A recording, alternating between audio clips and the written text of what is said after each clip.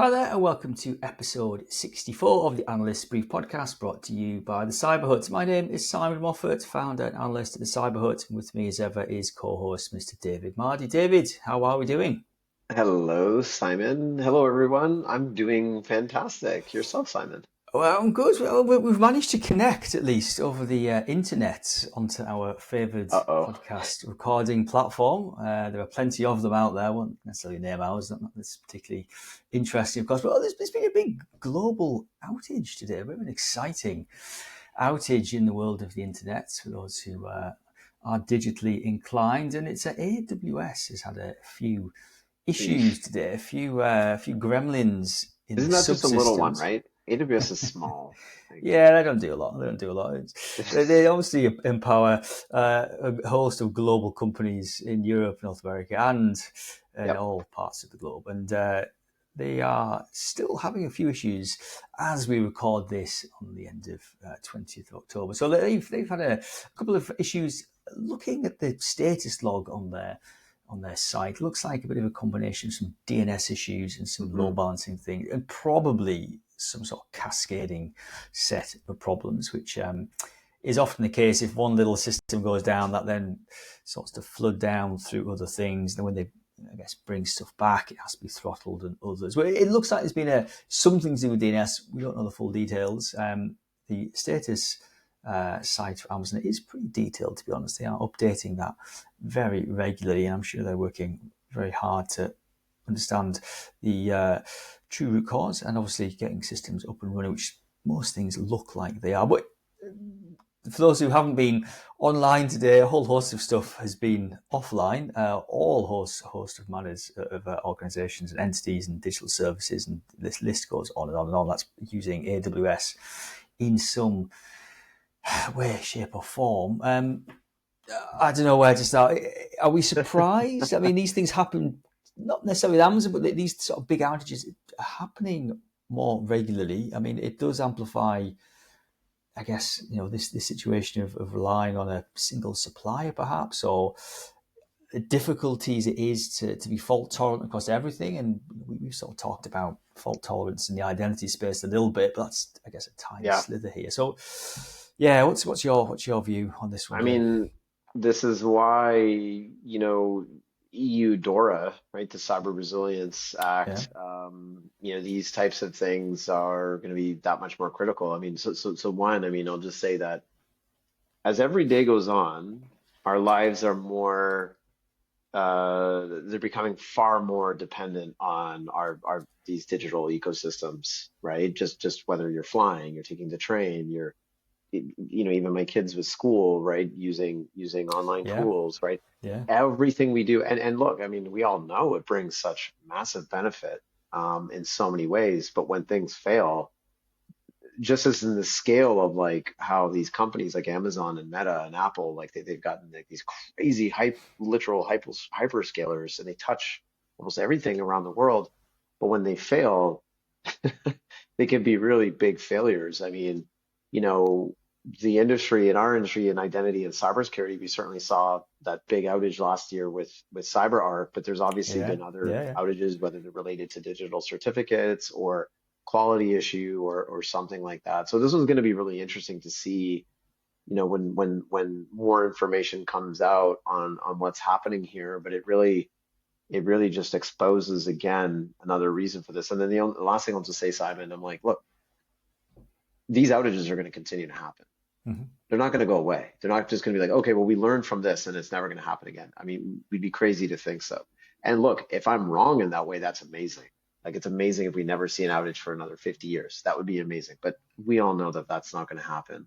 So the only thing we can do now is have contingency plans. And actually, just kind of coming out of the FIDO Authenticate event, which happened last week, I did talk to a number of folks. I'm like, hey, do you fail open with identity and authentication? Do you fail open or do you fail closed?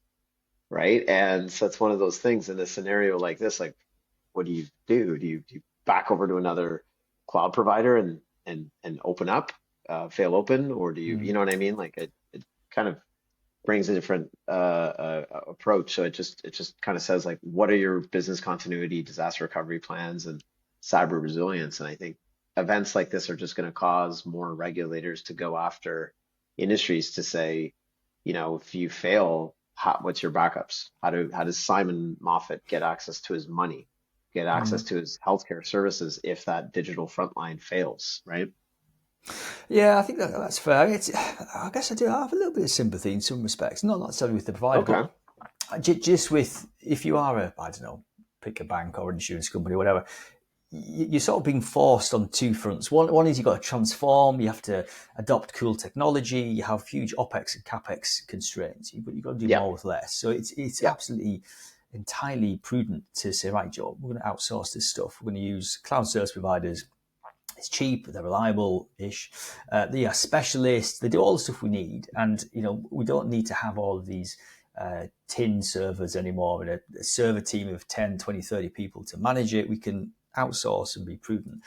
Absolutely, and there are going to be outages, and I don't think this is a sort of black swan event. I think they are happening with increasing regularity for whatever reason, whether it's whatever, a config change or a cyber attack, we don't know yet. So we've Yeah. got to be open about this. But I think Yeah. it is difficult. I think if you say, oh, well, if you have a large entity, we should employ Amazon, Google, and Microsoft, and we should have fault tolerance everywhere. And that's complex. It's expensive. It's a really hard thing to do. But back to one of your points you made there. I think it's working out what your business does. So if you are an insurance company or a bank or whatever, work out what your core service is, and then you rapidly work out what are the core dependencies you have. What does that look like from a technology perspective, personnel, your services, and right the way down to those tactical bits and bobs. And if it is getting people to log in and I don't know, the MFA component breaks or whatever, relating to the identity world, you sort of identify those pinch points, and you then do the risk assessment, and you wrap those sort of hotspots around. Can we transfer the risk? Can we do something different? Maybe have fault tolerant solutions for some key parts. But I think it's also about not necessarily getting your service back up and running 100%, but getting something up and running, even if it's a degraded proposition. But you're in a position where you can still operate and you can still do things. I think that's Yeah. part of it, which Yeah. is hard to do. My only final thing would be, it's been down 8 hours, and that's a huge amount of cash. It's thousands of dollars per second, whatever, to keep this stuff running. But denial of service and service outages typically are relatively short, and by that it is hours. It's not months and years. So we don't know the full story here. We'll no doubt it will come to fruition in the next couple of days, but it probably won't be on the BBC News tomorrow, and that's the difference, isn't it? It's the headline news is it disappears, and it's like it's an outage. We move on. That's true. But I know. it's what strategic impact it has, I guess, longer term. Well, and this does have an impact on everybody in some manner. Whether even you're working at your desk today, and maybe you've seen a degradation in services or services being unavailable, and then hopefully, knock on wood, it doesn't last. But say if it did last, and you then go in your personal life and you want to watch Netflix later on today or something like that, that could also have an impact on those other services. It kind of, I don't want to go down this rabbit hole, but the theft that happened at the Louvre yesterday Yeah, the was heist. the heist, which is insane. I mean, What? 7 minutes for these thieves, right? They used that mechanical ladder to get up, broke a window, Yeah. went into the Apollo gallery and stole many jewels, I think Napoleon's ceremonial crown or something like that. And it said they took them 7 minutes, and one of the top comments said, like, I can already see the movie happening, and here's the title, 7 Minutes at the Louvre, right? But I'm bringing that up. I'm bringing that up because, again, I'm going to be very fascinated to look into it, because I mean, thieves think like fraudsters, and fraudsters are like cyber attackers. And so for me, just as a student in the industry, just learning about what we find out more when they reveal more, and hopefully they catch not only the thieves but also get it, because typically bad things can happen with that, and it's historical importance. But I'm bringing it up because apparently when I was watching some of the French news yesterday, and also German news, DW, and then some North American news outlets, it seemed as they were mentioning that they were cutting back on security staff, which is interesting, right? So it's like, okay, I get we all have to do more with less, Mm-hmm. but if we're just blindly like making cuts, you know, is it gonna turn out that like these cuts and maybe not being resilient from a security perspective or outage perspective, is this also partially to blame because we just didn't have enough Yeah. resources to do it? And it's like, I'm sorry to say, but like, I don't think AI is going to solve these things. AI didn't break the window. AI didn't operate that ladder, and AI is not going to sell those jewels or dismantle them and melt down the gold, right? Like I think there are some in the industry that are putting way too much stock in AI, Mm. and I think we need to pull back and recognize like it's gonna suck, but guys and gals, we need to spend money on making these things better. There's no excuse for it. There is enough money floating around. We want to rely on these digital services. We want to be resilient. We want to have trust in the ecosystem. We got to suck it up, and we've just got to focus in on it. So I mean, I can be like fair and everything else, but I'm also trying to like, I guess my view is like push the industry as like a Yeah. personal trainer and saying like you can't just go in the gym and not experience any sort of a discomfort. Okay, as long as Mm. you're going to hurt yourself, there's going to be discomfort here, ladies and gentlemen, and you're going to have to go to those boards. And again, I've said this on a podcast before. If the boards don't understand digital risk, both in cyber resilience and in breaches, theft, right? Physical Mm. theft, digital theft.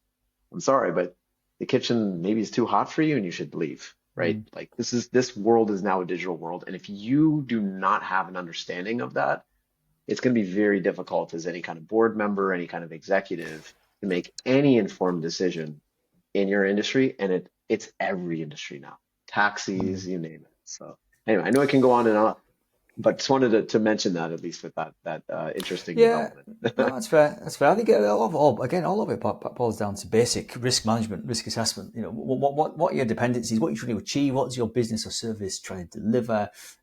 What are the dependencies underneath that? And treat that with appropriate risk techniques, and just be, I guess, be honest in some respects, and say, look, we can circumvent some things and certain things, but some things we can't. And it is difficult to foresee everything, and it's difficult to respond. I think the interesting thing is around, I think because it did sort of impact so many different sectors, it's a little bit like, well, looking around, everyone's in the same boat. What should we do? You've got to have clear communications. Your response and recovery plans have got to be in place. And maybe if you do have to go back to sort of pen, paper, maybe that's part of your recovery process to get some sort of degraded service back up and running. Yeah. But I think this will run, and I think unfortunately, there will be other instances like this, whether it's Amazon, Google, Microsoft, whatever, who knows. There are going to be other outages because we are becoming so interdependent on tech and digital finance, money, Yeah. electricity, Yeah. etc. Those things, it's difficult to keep up and running all the time. And I think this is the thing. I mean, look, there's some amazing benefits that you alluded to with getting, economy of scale and operational efficiency and agility when you go to Mm. these cloud-based systems.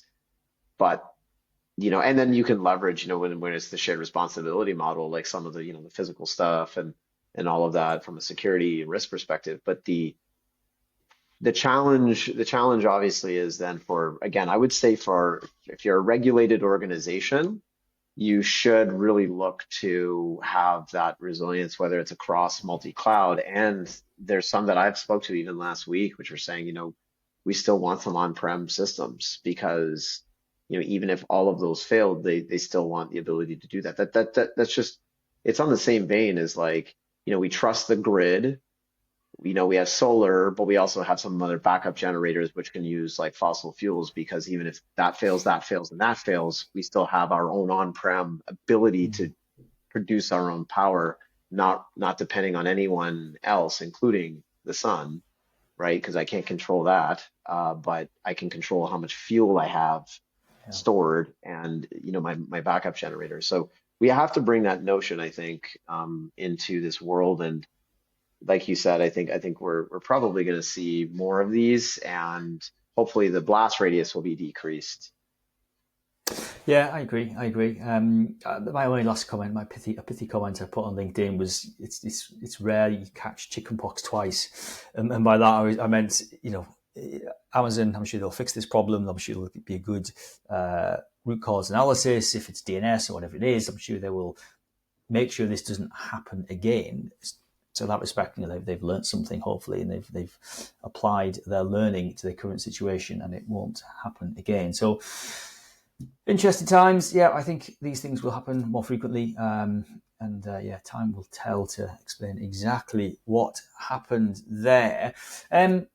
Right, let's move on a little bit. There's been a few conferences this week. You've been at one over in the sunny San Diego region of the USA, the FIDO Authenticate conference, which is for listeners globally. I don't know how long it's been going. It's been going about 5-6 years, I guess. Authenticate conference has been going on for a good number of years. FIDO Alliance, obviously big promoters of FIDO and its various guises there, UAF and U2F, and I guess Passkeys more latterly, but trying to promote this strong auth story, which has been, I guess they've been doing that for at least a decade or so, I guess. Lots of different parties involved in doing that. So they've obviously pulled together a conference. I wasn't there this year, you were.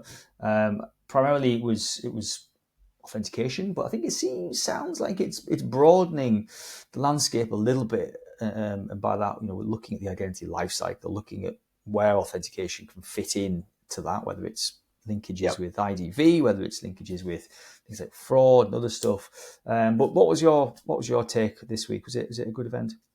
Yeah, I think you kind of hit the nail on the head. So number one, I would say, I think like kudos to the FIDO team. Did a really good job, I think, in the event. Same venue as last year.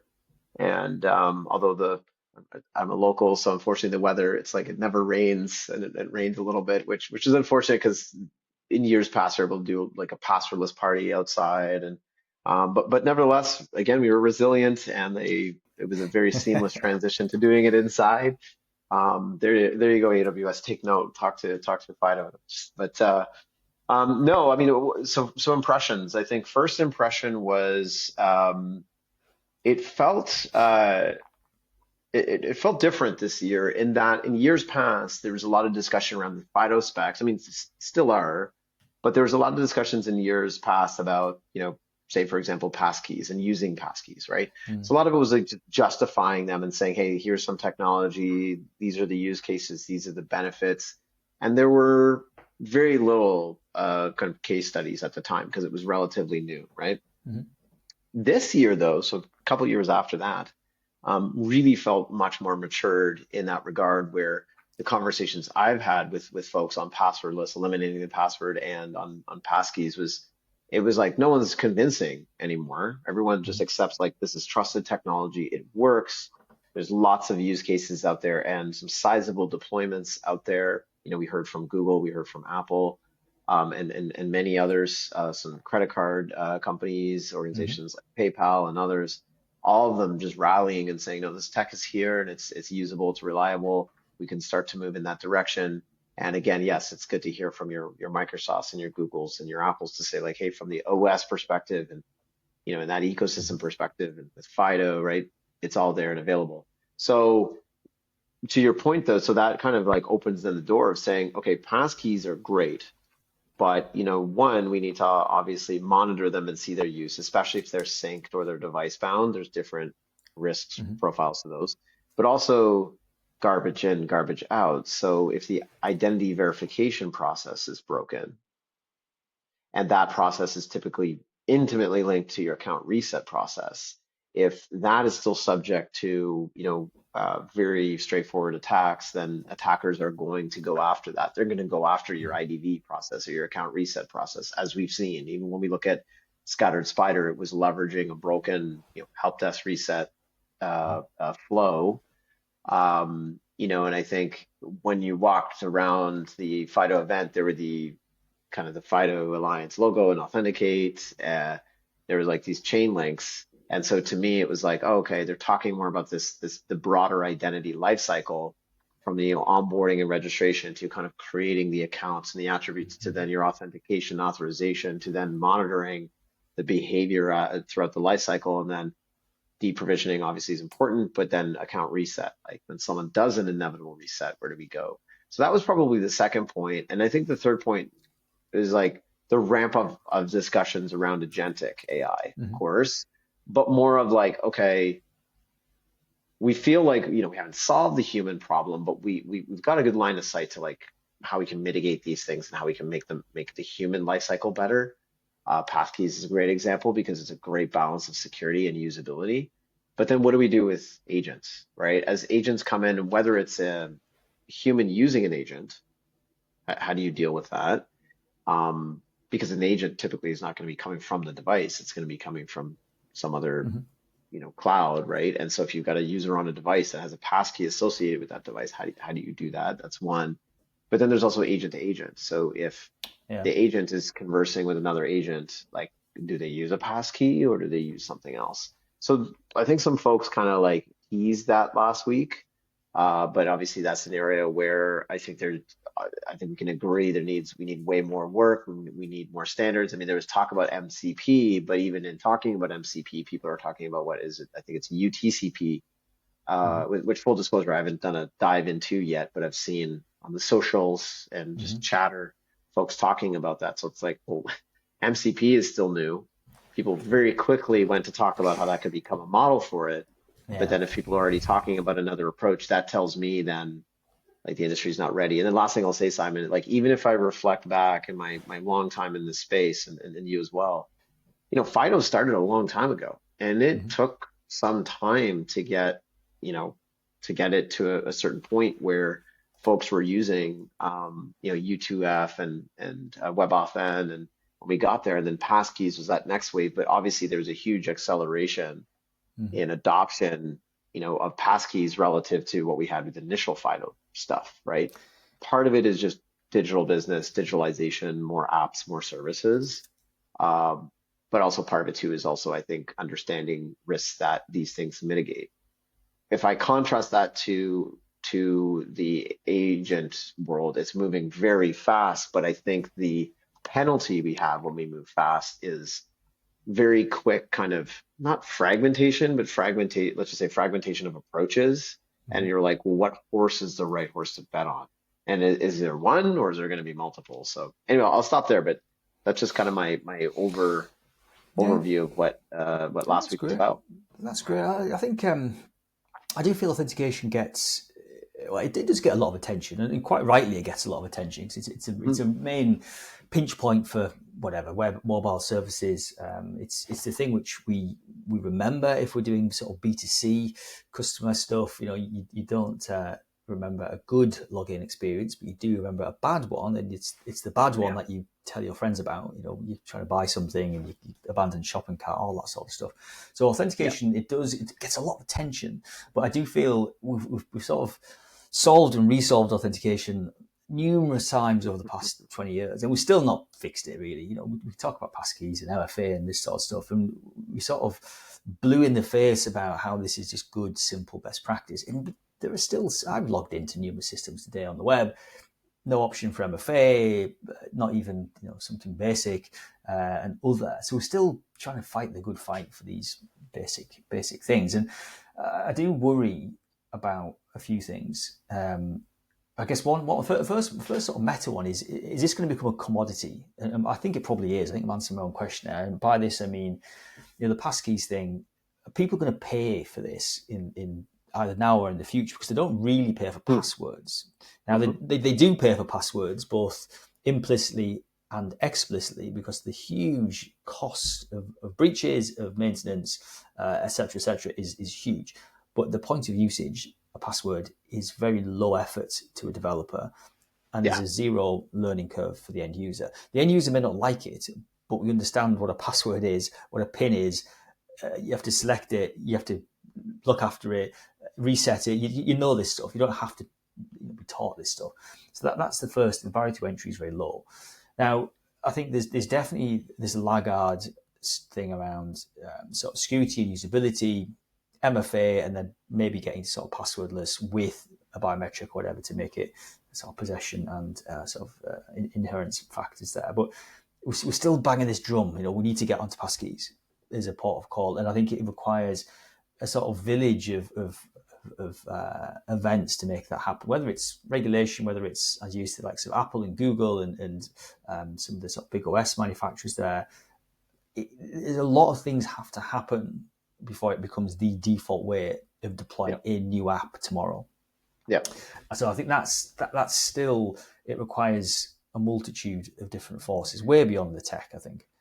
I think actually it's a really good point. And, in covering, as an analyst, covering the PKI space quite closely and digital certificates, I wrote a paper 10 years ago, actually, a Gartner paper, and it was about just the digital certificate business. And in there, I had again, it was just based on clients calling in and looking at certs. And when you had Let's Encrypt and all these things with free certificates out there, it was very clear that there was going to be downward pricing pressure on certificates. Like, why at that time for an EV cert, it was like $900, right? And it's like, what? The cryptography is the same. The only difference is one has a human that does more rigorous background checks on the organization, the domain, and so on, and then they issue the cert, and then you could use that lock bar. But if we contrast it to like things like passkeys and authentication, I mean, now that there's like these open standards which we need, right?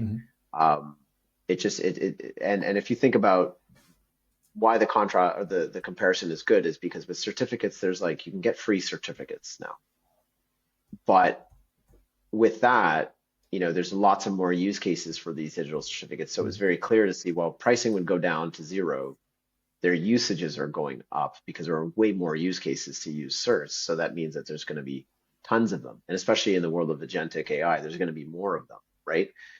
Same thing with passkeys. As we have more digital services, and maybe there'll be some machine identity use cases for passkeys or variants thereof, potentially, we could see tons of them. So what happened in the certificate world was it moved from the vendors and the market, where the market was created was around charging for the certs. So like that was the currency, was certificates and paying for them. Then that went away to managing them, enabling them, right? Because if they're free, now it's about like, well, I want you to be able to find all of them in my environment and then make sure that they are installed properly and doing their thing. And that's what I think is already happening with passkeys, right? In the sense that they're going to be out there, they're going to be plentiful, but now it's like you can issue one, but what's that long-term life cycle? And I think that's also what FIDO is talking about. What's the long-term life cycle? Even in a relative short term, I've issued, Simon's on his Pixel device is enrolled a passkey in this potential service. Cool. But let's say you upgrade this device, you get the new Pixel device, the 10. Well, there's no attacker, but now you need to kind of like enroll the new passkey, but they also need to ensure that it isn't an attacker that's using that device enrolling on your behalf. So you have to do certain things there. So is that like a passkey feature? No, that's more of managing the life cycle around it. Again, similar to with digital certificates. The certs are free themselves. You can get them at a bazillion different providers. Amazon, speaking of Amazon, you're using within AWS, they have free certs within. Yeah, not today. But that's another use case actually. So if a passkey service goes down, like let's just say, so I have an Apple device here too.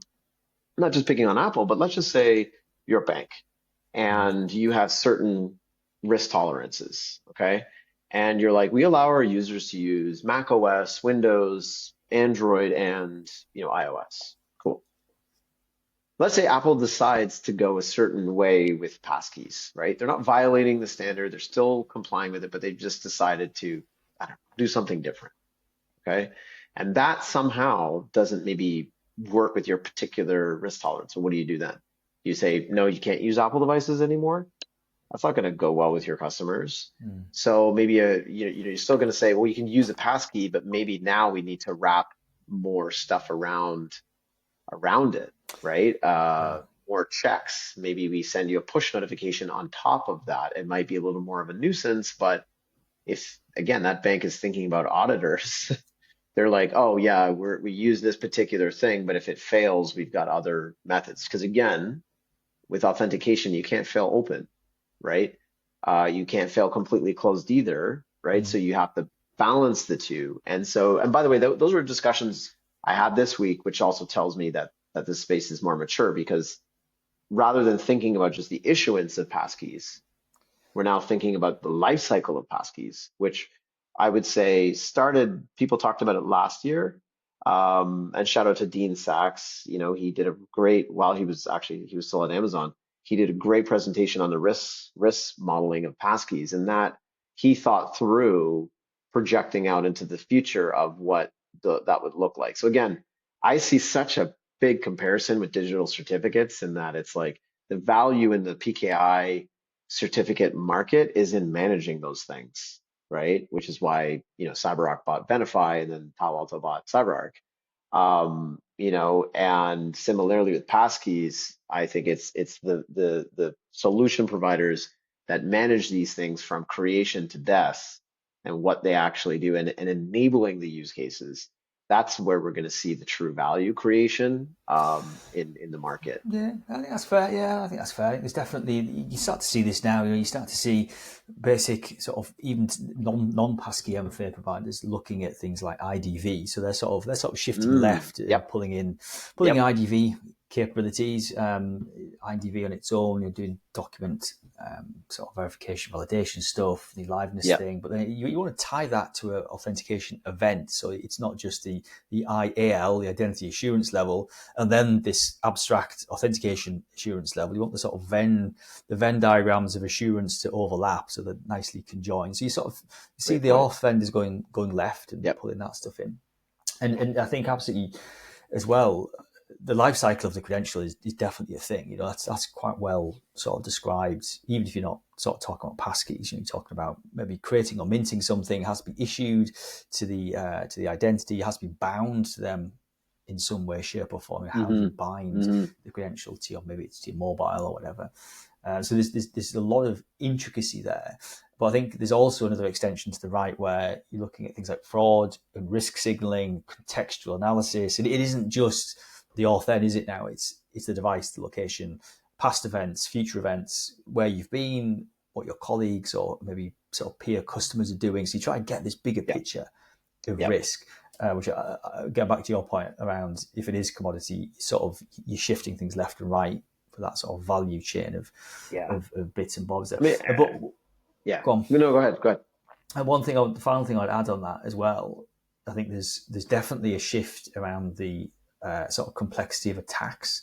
So by that I mean, in the old days, do passwords, whatever.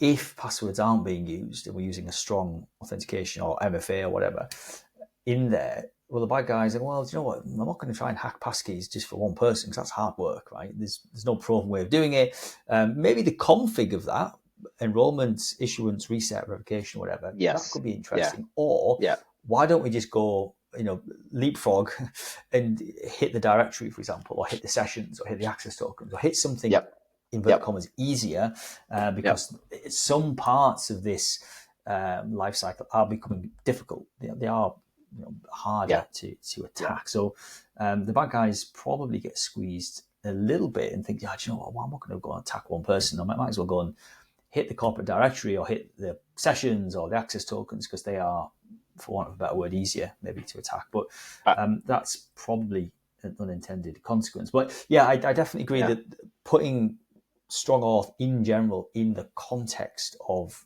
proofing, validation, whatever, and all the other lifecycle services, it becomes much more powerful. And just one little shout out there to FIDO. They did a recent white paper looking at shared signals, the shared signals framework, and how that links into Auth. So it's just, it isn't just logging in. It's onboarding and validation and proofing, then it's authentication. And then, okay, what happens after that? Well, you've got sessions, you have access tokens, you have SAML assertions, OpenIDC, all that stuff. Hopefully, you've got some sort of demonstrable proof of possession and binding stuff to devices and browsers, which doesn't always happen. So there's all that session management attack stuff to deal with, where you may want to have risk signals. So it's sort of what happens before or then, what happens afterwards, and then, as you say, in the middle, you've got that life cycle of passkey management to deal with as well. Again, just very simply, I think that was very apt.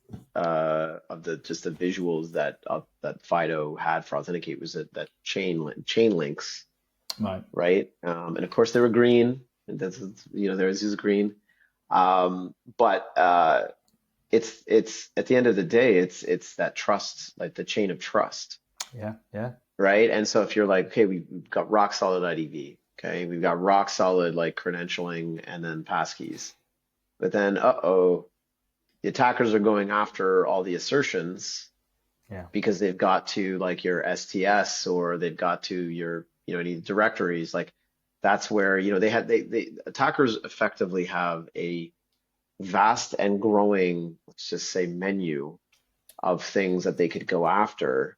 And I think with Gen AI tools like Mm-hmm. malicious LLMs like WormGPT, FraudGPT, EvilGPT, they could, you know, get some shared reconnaissance of you as your organization and say, okay, tell me everything about this whole stack. And then they can look at probabilities, and they can even say, hey, you know, this one part of their stack is totally outdated. You know, and again, it just makes me think of like Salt Typhoon and Scattered Spider, and I won't get in on living off the land, but even like Scattered Spider, just very basically, it's like, you know, going in, doing the reset, attacking that process, not just the tech, the business process too. And as soon as they did a reset, going straight to the IAM portal. Yeah.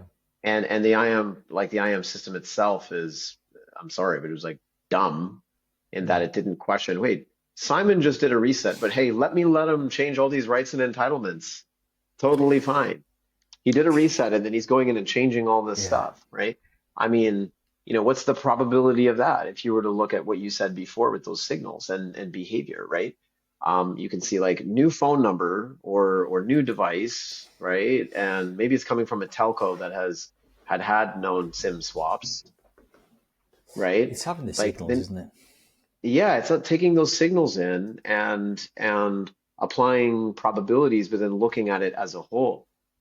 That approach that you're kind of mentioning, Simon, like we need to get ourselves in the human world in a good state with human identity, because we're going to need that approach and then some to handle the agentic stuff.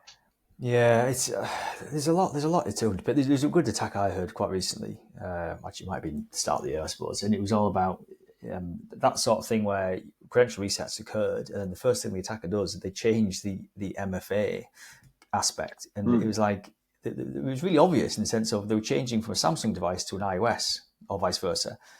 Nobody does that. If you're a Samsung head, you use Samsung phones. You don't go from a Samsung to an Apple, and vice versa. If you buy Apple forever, you're not suddenly going to go and change. So, like in hindsight, the retrospective log Point. analysis, we look at the profiles. We just saw, MFA change. Oh, iOS, Samsung. That's unusual. Bang. It's like Yep. it's just like a really obvious. It's a Yep. psychological thing. Like if that happened in real life, you'd be like, really? That's very unlikely. You just suddenly go from a Google shop And to even if you can get the intel Apple. from the device, like, you know, I don't know, like, okay, maybe I'm generalizing here, but most people I know that are either Samsung or Apple, right? Yeah, they tend to fall in one camp, probability wise, right? Mm.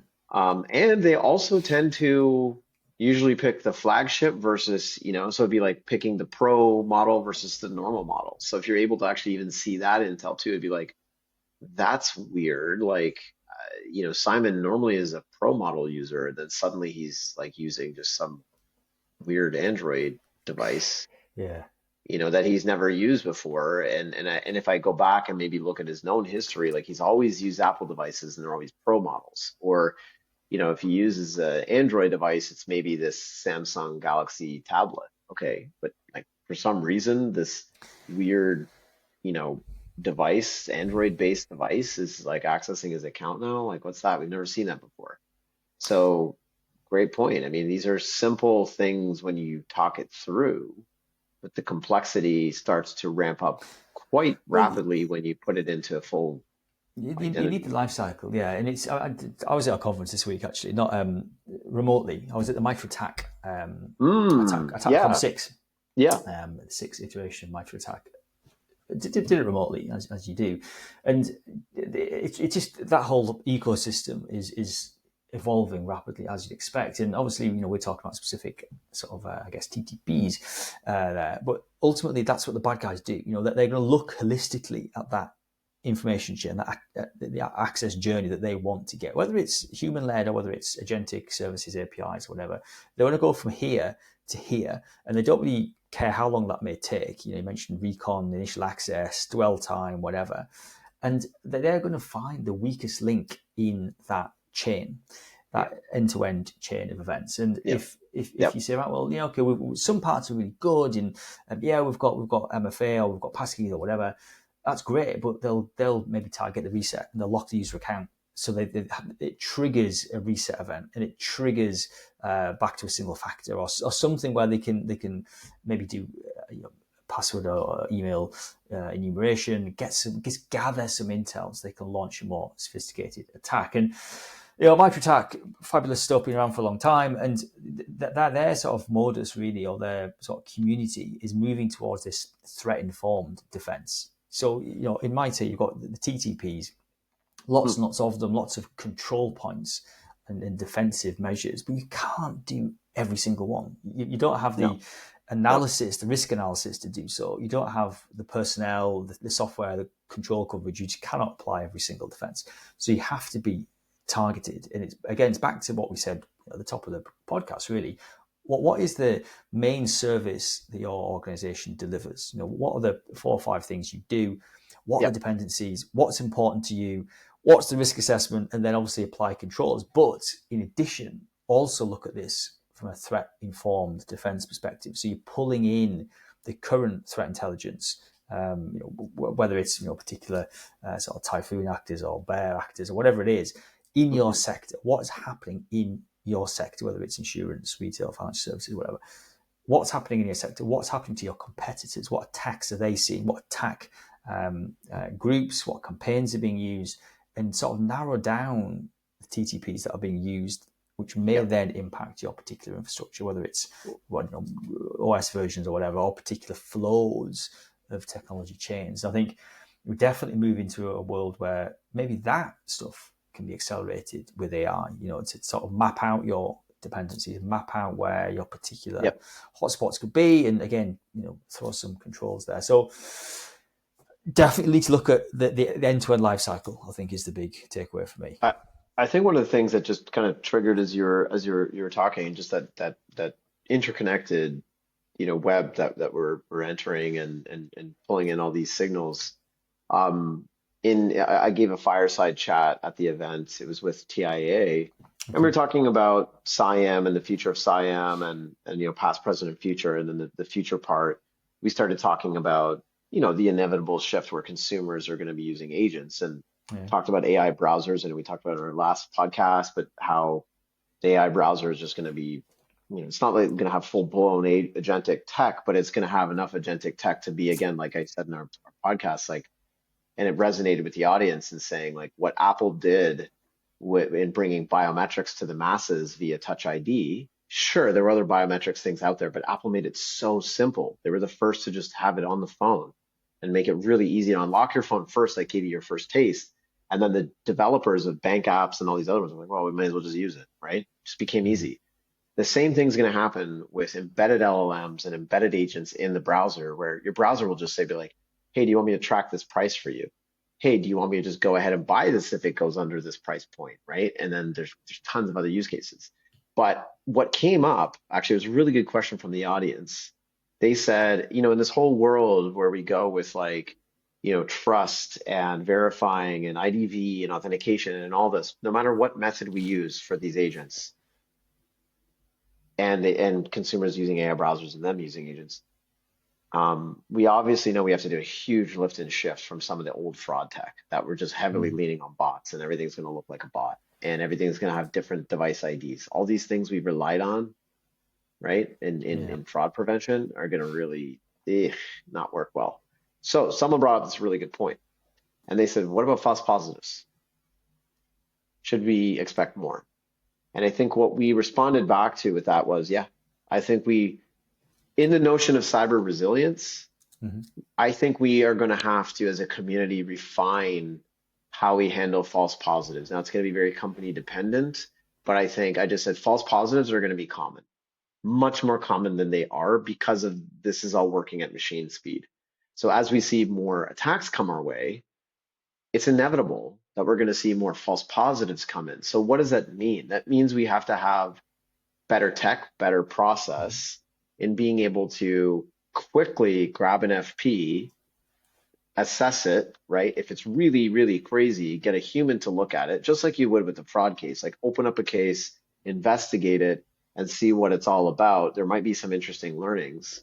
And maybe you're like, oh, we were a little too aggressive on blocking Simon here, right? We've done other things and validated. Oh, wait, we've seen this now 3 or 4 or 5 or 6, 20 times. Now we can take this and learn and apply that reinforced learning to our models now. So when we see that, we can adjust. So I think resonated well with the audience. It was a great question, but anyway, I just wanted to bring that up because that's the inevitable thing. Yeah. False positives are just going to become so much common, or Yeah, no, a lot more a good common. Point. It's a good point. It's a good point. I think the relearning thing is a good one, isn't it? There's always got to be that relearning aspect, positive feedback, and understanding what's working, what's not working, and other. And I think that becomes vitally important. But again, it's back just to having more information. I think more information at our fingertips to make better decisions, and it's becoming quite a bit more of a design pattern, I think, now around integrating identity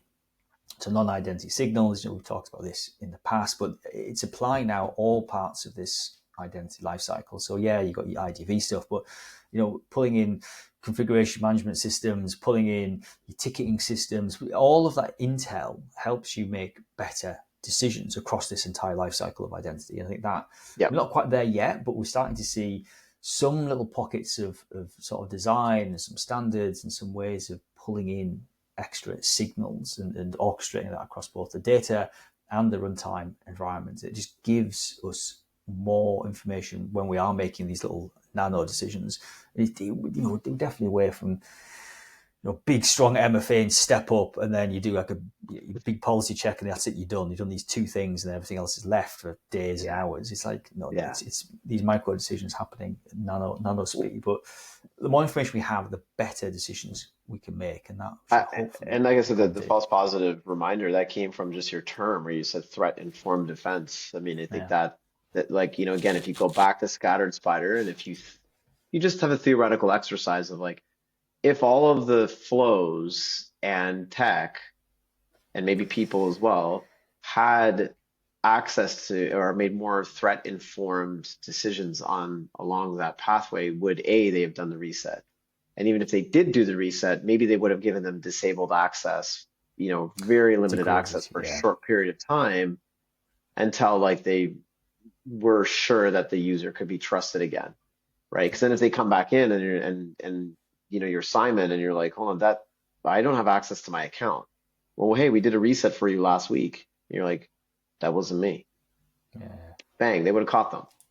But instead, it's like, I understand you want to do just in time. I understand you want to serve the business. But if it's more threat informed, if you're more informed and you're sharing these signals, leveraging the information to refine your process, I'm not saying that's going to solve it 100%, but it's going to mitigate some of these attacks, especially when they're coming from these attacker groups, which have fingerprints. They have their TTPs are fairly common. Their DNA is just like any person. Like when I do a certain presentation, it generally follows a certain style. Same with you, Simon. We might overlap, right? But we have our own fingerprints on the things we write, the things we say, the things we do, and attacker groups are the same way. So it behooves us not to share this information.